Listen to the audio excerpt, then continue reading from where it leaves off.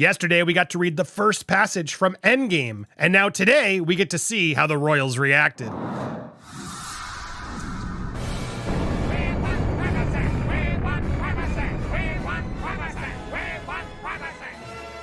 Welcome to Popcorn Palace. I am Andy Signor, and yes, this book, while I know on paper, on the title, it doesn't say it's written by Meghan and Harry, but Omid Scobie has been proven to be a source for Meghan, particularly. In fact, Meghan was caught in hearings, as we all know, leaking information to him and then lying about it on the stand and had to apologize. They're close friends. It's quite clear. And so the fact that this book's coming out in the first place is troubling for Meghan and Harry because it's yet another example of them whining, complaining, and reopening wounds that were starting to heal. So that's why I'm calling this book Wah Part 2, because it's honestly what it is, guys. This is sources of Meghan's telling everybody what really happened when you know well and good that Harry or Meghan could have killed this book or could have removed private details about the brother and everything else, William and the king, but chose not to. And why?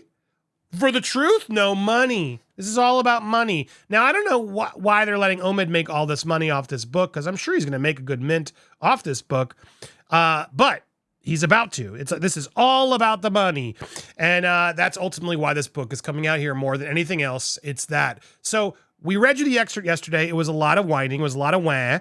How are the royals reacting? I mean, unsurprisingly, they are furious over the book's revelations about the Prince Harry and William's feud as the Queen lay dying. And they're right, they should be. Royal staffers are said to be furious over the shocking revelations over Prince Harry's clash with his brother William. Omid's new book details how Harry and William, to the heirs to the throne, feuded as their late grandmother, Queen Elizabeth II, was taking her final breaths. Palace insiders tore into Scobie's claims that William ignored his brother's desperate calls as he raced to be at the Queen's bedside in Balmoral last September. It appears no matter what happens behind closed doors, even in a time of such pain and grief, that where the royal family are concerned, it will one day emerge. Ouch. Nothing is off limits with William and Kate appearing to be this author's #1 target. It only takes a few months for the knives to come out and again for the wounds to be opened up. Look, it's hard to deny this quote. Even if you're a fan of Meghan and Harry, and I'm impressed you're watching, leave a comment down below and I'd love to talk to you further because that takes some serious restraint if you're not just hate watching, if you're actually opening up your mind. Bravo. But I mean, to you guys that are watching like that, how do you justify this? This book didn't need to be out. We've said it all.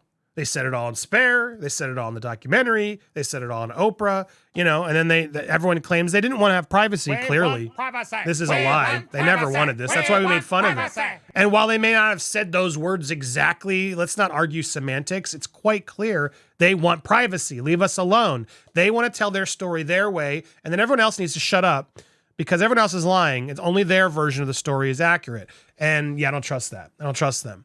But at the end of the day, it's true. Like, William and Kate aren't writing books. Now, sure, they may be leaking things to the press, whatever, but this is not a leak to the press.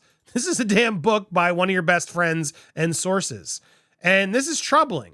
And it's very easy. If let's say let's say Meghan and Harry didn't have anything to do with this book, then publicly say that. And call this book out. Call out Omid. If this is not any of your involvement, quite easy for you to say, we have no, just like you would any other press or paparazzi. I would like to challenge, and I think we all should, Harry and Meghan, disavow Endgame. Disavow Endgame. Prove you have nothing to do with it. Say it publicly. Disown this book. Call this book out for what it is. Garbage. Salacious garbage. Call it out for the sake of everybody and prove you are not involved. Can you? Because I'm guessing you won't. And if you really aren't involved in this, and this is all inaccurate, like you say everything else is inaccurate, why aren't you out there calling this book out, right? I mean, that to me is such a big point that we need to really hammer hard and focus on, because the royals otherwise are absolutely in the right. Absolutely in the right. Now, in an excerpt from his book, Scobie alleges that Harry was kept in the dark about the Queen's health in the hours before she died, a claim that royal courtiers have reportedly shut down. Harry sent a text message to his brother asking how he and Kate planned to get to Scotland and whether they could travel together. No response. William ignored him. He clearly didn't want to see his brother. Scobie, who boasts a professional friendship with Meghan Markle, claimed there's no proof that Charles phoned his son during the Queen's final moments, as previously believed. Scobie, by next morning, the Sussex had no idea that the Buckingham Palace was already planning for the Queen's final hours in the first days of the monarchy's new era until the Duke's phone started ringing, an unknown number he usually ignored. Anyway, we read all this. The author says the Sussex had to get their own flight, boo-hoo-hoo, and that the announcement was made mid-flight because I guess he doesn't have a phone on that plane and couldn't get one. The palace claimed Charles tried to call Harry. Sources later told me that there was never any proof of this, he wrote. The book notes that Meghan told Harry to pick up the phone. Just as he was to accept the incoming call, it stopped ringing. Harry hadn't spoken to his father much that year, but this was not the time for any father and son tension. Charles told him and he and Camilla were about to leave the Dumfries house for Balmoral, where Princess Anne was already by the Queen's side.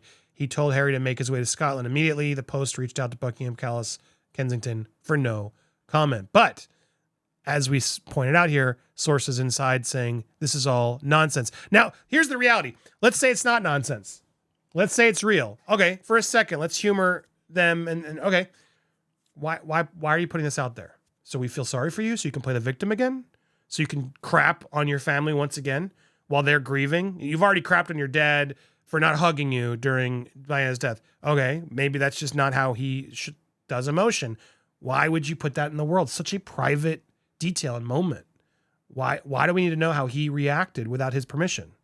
It is very violating. And for people who claim to be not bullies and all love everybody and we all need to be kind and practice what we preach, why are you revealing such private details about how people react when they grieve? This isn't some like shade out of nowhere where they're just like being bullies and calling it out and you're exposing them. These are private moments when family members have died, your own mother, Harry, and now your grandmother. And you have to share the details of how your family dealt with that trauma, that loss. And you have to then play like, wow, I'm the victim. Why didn't anybody call me? Dude, like you are ridiculous. You made yourself be alone. You left. Why are we supposed to feel bad that you're alone? My God, dude, you are so dim. Like so dim.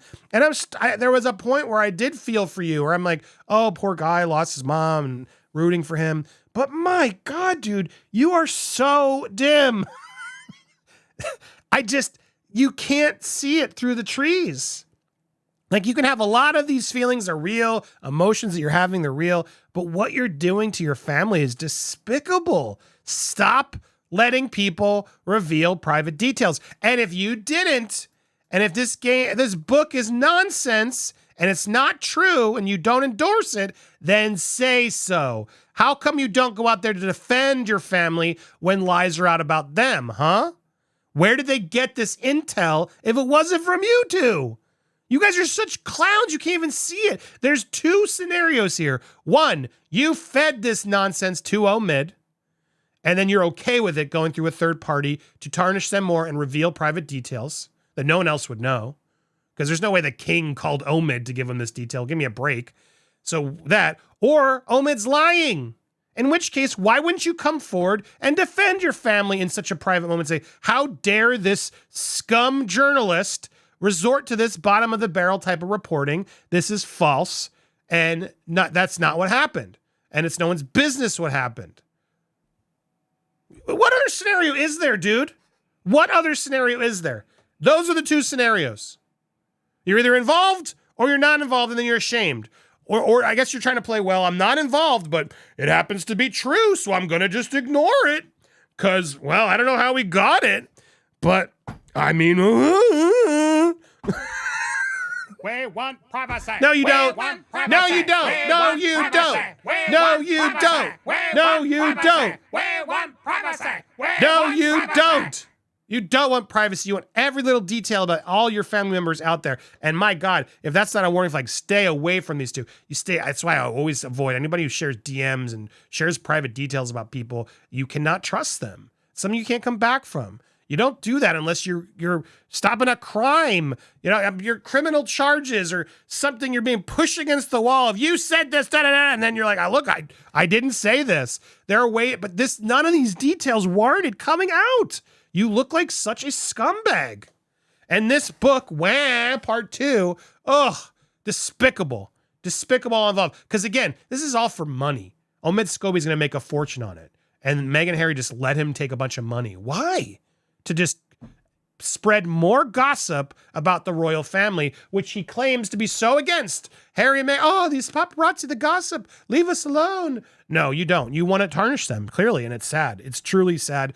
I want to know what you guys think. Before you get to the comments, can you do me a favor? Hit the button for the subscribe and make sure you hit those all notifications so you get them. Hit that like button as well, or dislike, I don't care, and leave your comments. What do you think about this? Are you going to read Endgame, or would you like to read it through myself and Steph the alternate? We'll give you all the best parts. I think that's the best way to do it, so that way you don't profit Meghan, Harry, and Omid, which they clearly will. But tell me your thoughts down below. Thank you guys so much for watching here at Popcorn Palace. So much more coming over on Popcorn Planet as well, including our live. Hope to see you guys there.